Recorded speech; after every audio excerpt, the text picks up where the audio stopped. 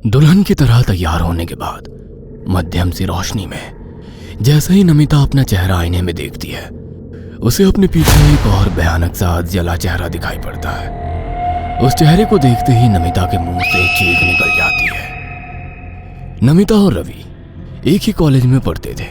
रवि एक साधारण सी middle class family से था, तो वहीं नमिता एक बड़े घराने से ताल्लुक रखती थी। वे दोनों एक दूसरे को बहुत प्यार करते थे। एक दिन नमिता ने घबराते हुए रवि को फोन किया। रवि, मैंने कहा था ना, मेरे पापा हमारे रिश्ते के लिए कभी तैयार नहीं होंगे। पापा मुझ पर अपने दोस्त के बेटे से शादी करने के लिए दबाव बना रहे हैं, लेकिन मैं बता रही हूँ, अगर तुम्हारे अलावा किसी से मेरी शादी हुई तो मैं जान दे दूंगी। मुझे यहाँ से ले चलो रवि, मैं यहाँ रही तो नहीं जी पाऊंगी। देखो नमिता, सोच लो, अगर तुमने एक बार मेरे साथ घर छोड़ दिया तो फिर वापस जाने के सारे रास्ते बंद हो जाएंगे। मैंने सब कुछ सोच लिया है रवि, अब जो होगा देखा जाएगा। नमिता रवि के साथ उसकी बाइक पर उसे शाम घर छोड़ देती है और वे दोनों छुपते हुए हाईवे तक पहुंच जाते हैं। रवि, शहर की तरफ जाएंगे तो वो लोग हमें पकड़ लेंगे, तुम उधर जंगल की तरफ बाइक मोड़ लो। क्या बोल रही हो नमिता? जंगल में इतनी रात को बहुत अनसेफ होगा।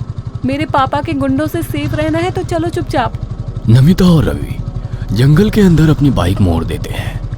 कुछ दूर तक बाइक चलाने के बाद रवि की बाइक में पंचर हो जाता है। अरे यार, अब क्या करें? अब इतनी रात में जंगल में पैदल चलना पड़ेगा और कोई रास्ता नहीं है। अरे तुम चिंता क्यों कर रहे हो? जरूर आसपास कोई गांव होगा, हम रात को वहां रुकने का ट्राई करेंगे। और आजकल जंगल में जानवर रह ही कहाँ गए हैं। नमिता और रवि अपने अपने मोबाइल की फ्लैशलाइट ऑन करके घने जंगल में आगे बढ़ रहे थे। रवि, तुम्हें ऐसा नहीं लग रहा जैसे आगे उन पेड़ों के पीछे कुछ है, जैसे कोई बिल्डिंग हो? चलो देखते हैं नमिता, काश के कोई मकान मिल जाए।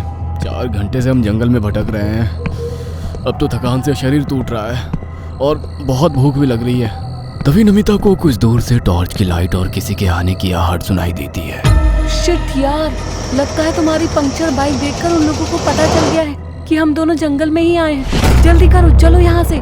नमिता और रवि कुछ कदम आगे बढ़ते हैं तो उन्हें सामने एक पुरानी सी हवेली दिखाई देती है। रवि नमिता का हाथ पकड़कर जल्दी जल्दी उस हवेली में पहुंच जाता है। अंदर पहुंचने पर वाह रवि, ये हवेली तो बहुत सुंदर है। ऐसा लग रहा है जैसे कोई राजमहल हो। इतनी साफ सुंदर, वेल मेंटेन्ड।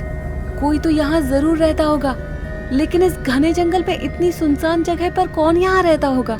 अरे छोड़ो ना यार, हमें क्या करना है? हमें तो बस रात बितानी है, सुबह यहाँ से निकल जाएंगे। रवि, बाहर से पापा के गुंडों की आवाज आ रही है। वो लोग यहीं कहीं आसपास हैं। अगर उन्होंने मुझे यहाँ तुम्हारे साथ देख लिया तो हम दोनों को यहीं मार डालेंगे। मुझे बहुत डर लग रहा है। डरो मत नमिता, अलग अलग रहकर मरने से अच्छा है हम साथ में मर जाए।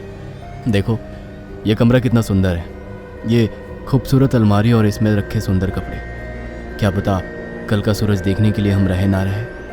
आज तुम बिल्कुल दुल्हन की तरह तैयार होकर आ जाओ ना, मैं आखिरी बार तुम्हें अपनी दुल्हन बने देखना चाहता हूँ। रवि के बार बार कहने पर नमिता अलमारी में रखा जोड़ा पहन लेती है और आईने के सामने बैठ जाती है। आईने के पास रखा सुंदर शाही मेकअप बॉक्स देखकर वो हैरानी से उसे खोलने लगती है। जैसे ही नमिता वो मेकअप बॉक्स खोलती है, कमरे में तेज हवा चलने लगती है, जिससे खिड़की जोर जोर से आवाज करने लगती है। तेज हवा के झोंके से अचानक ही कमरे में लगा झूमर टूटकर नीचे गिर जाता है और कमरे में अंधेरा छा जाता है। नमिता अपने मोबाइल की फ्लैशलाइट ऑन कर लेती है। तभी उसे महसूस होता है कि उसके पीछे कोई खड़ा है। वह चौंक कर मुड़ कर देखती है, लेकिन अपने पीछे उसे कोई दिखाई नहीं देता। बॉक्स में बहुत सुंदर सुंदर मेकअप का सामान रखा हुआ था, जिसे लगाकर नमिता तैयार होने लगती है। तैयार होने के बाद मध्यम सी रोशनी में जैसे ही वो अपना चेहरा आईने में देखती है, उसे अपने पीछे एक और भयानक सा चेहरा दिखाई पड़ता है। नमिता के मुंह से चीख निकल जाती है। नमिता की चीख सुनकर रवि दौड़ता हुआ कमरे में आता है। क्या बात है नमिता, क्या हुआ? तुम चिल्लाई क्यों? रवि, यहाँ कोई था। अभी अभी मेरे पीछे कोई था। क्या नमिता, थकान और टेंशन में तुम्हें वहम हो रहा है। मेरा यकीन करो रवि, कोई था यहाँ। अरे इस अंधेरे में अपना चेहरा तो दिख नहीं रहा है और तुमने पता नहीं किसका चेहरा देख लिया। रिलैक्स करो नमिता, कुछ नहीं है। तभी उन्हें नीचे से नमिता के भाई के चिल्लाने की आवाज सुनाई देती है। मुझे पता है नमिता, तू यहीं है, बाहर आ जा। देख, हम कुछ नहीं करेंगे, सच में, बस एक बार सामने आ जा। चलो नमिता, अब भागने का कोई मतलब नहीं है, उन्होंने हमें ढूंढ लिया है। रवि और नमिता नीचे आ जाते हैं। अरे ऐसे घर छोड़ने की क्या जरूरत थी नमिता?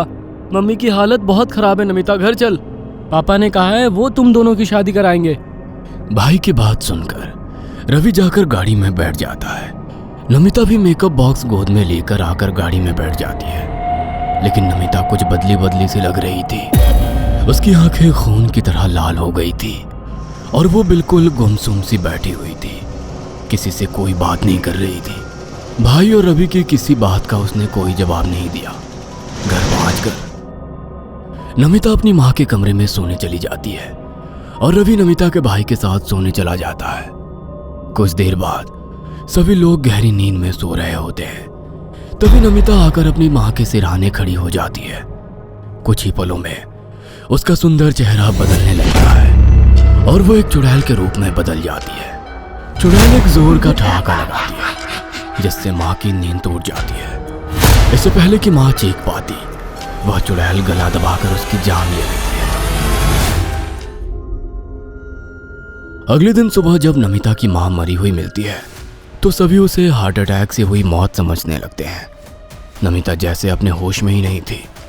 मां की मौत पर उसने एक आंसू भी नहीं बहाया था। अगले दिन रात के 12 बजे नमिता फिर से वही जोड़ा पहनकर मेकअप बॉक्स खोलकर तैयार हो रही होती है। तभी उसका भाई कमरे में आ जाता है। माँ को मरे हुए अभी 24 घंटे भी नहीं हुए और तू यहाँ दुल्हन बनी घूम रही है। बहुत शौक है ना तुझे शादी करने का? वो तो माँ ही चाहती थी कि तुझे यहाँ लेकर सारी बिरादरी के सामने मारा जाए, नहीं तो तेरी जैसी लड़की को तो उसी जगह गोली मार देना चाहिए था। अचानक ही नमिता की आंखें बिल्कुल लाल हो जाती हैं। उसके बाल बिखर जाते हैं और वो एक भयानक चुड़ैल का रूप ले लेती है। अच्छा, मुझे मारेगा तू? मार के दिखा। अरे बाप रे, चुड़ैल, पापा बचाओ। इससे पहले कि वो भाग पाता, चुड़ैल का लंबा सा हाथ उसकी गर्दन दबोच लेता है और उसे उठाकर दूर पटक देता है। कुछ ही देर में उसकी भी मौत हो जाती है। नमिता वापस अपने रूप में आ जाती है। नमिता की भाई के चीख सुनकर रवि और उसके पापा भी दौड़ते हुए वहां आ जाते हैं। नमिता, क्या हुआ उसे? उसकी मौत कैसे हो गई? कौन आया था यहाँ? और तुमने ये लहंगा क्यों पहन रखा है? क्योंकि ये मेरा ही लहंगा है। इतना कहते ही नमिता फिर से चुड़ैल के रूप में आ जाती है। ये दोनों तो गए, अब बस उस बुढ़े की बारी है। क्या? कौन हो तुम? मुझे क्यों मारना चाहती हो? क्योंकि तुम अपने बेटे और बीवी के साथ मिलकर आज रात इन दोनों को मार डालना चाहते थे, बिल्कुल वैसे ही जैसे मुझे मेरे बाप ने मार डाला था। मैं भी एक लड़के से प्यार करती थी। मेरा बाप बहुत बड़ी रियासत का मालिक था और वो एक गरीब लड़का था। मेरे बाप ने मुझसे वादा किया कि अमावस की रात वो मेरी शादी मेरे प्रेमी से करवा देगा। मैंने खुशी खुशी सब तैयारियां की। शादी के दिन मैं अपने कमरे में बैठी तैयार हो रही थी। उसी समय पापा ने मुझे कमरे में बंद करके बाहर से आग लगा दी। मैं मदद के लिए चीखती रही लेकिन कोई नहीं आया। मेरी आत्मा बरसों से बदले की आग में झुलस रही थी। आज तुम तीनों को मारकर मुझे मुक्त होना है। इसके बाद चुड़ैल नमिता के पापा की भी जान ले लेती है। नमिता बेहोश होकर नीचे गिर पड़ती है और चुड़ैल एक धुएं का बवंडर बनकर हमेशा के लिए आसमान में उड़ जाती है। अगर आपको हमारी ये कहानी पसंद आई हो तो इसे लाइक और शेयर करना ना भूलें। साथ ही ऐसी और नई कहानियों के अपडेट्स पाने के लिए हमारे चैनल अक्षु टीवी को जरूर सब्सक्राइब करें।